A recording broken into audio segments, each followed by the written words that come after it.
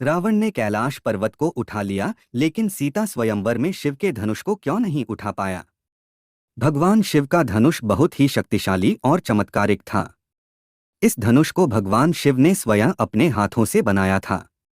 पुराणों में उल्लेख है कि भगवान शिव जब इस धनुष को धारण करते थे और इसकी प्रत्यंचा चढ़ाते थे, तब उसकी एक ही टंकार से बादल फट जाते थे, पर्वत हिलने लगते थे और ऐसा लगता था मानो तीनों लोकों में भूकंप आ गया हो। भगवान शिव के इस धनुष का नाम पिनाक था। इस धनुष के एक ही तीर से भगवान शिव ने त्रिपुरासुर की तीनों नगरियों को ध्वस्त कर दिया था।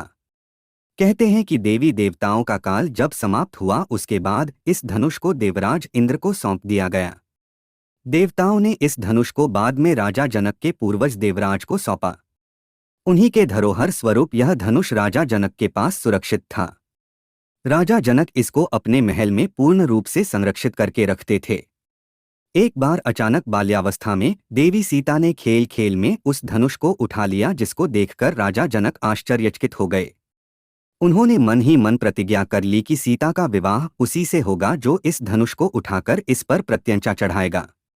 चूंकि शिव धनुष को उठाने के लिए शक्ति की आवश्यकता नहीं थी, बल्कि इसको उठाने के लिए निरहंकार और प्रेम की आवश्यकता थी। जब रावण इसको उठाने के लिए आया तो रावण के मन में बहुत ही अहंकार था। उसके मन में भगवान शिव के धनुष के प्रति सम्मान कम था और खुद के प्रति अहंकार ज्यादा था। इसलिए रावण इस शिव धनुष को उठा नहीं पाया। कहते हैं जितनी शक्ति रावण उस शिव धनुष को उठाने के लिए लगता था, शिव धनुष उतना ही भारी होता जाता था। रावण के द्वारा उसको हिला भी नहीं पाया गया। जब श्री रामचंद्र जी की बारी आई, तब भगवान श्री राम को अच्छे से पता था कि यह शिवजी का धनुष है।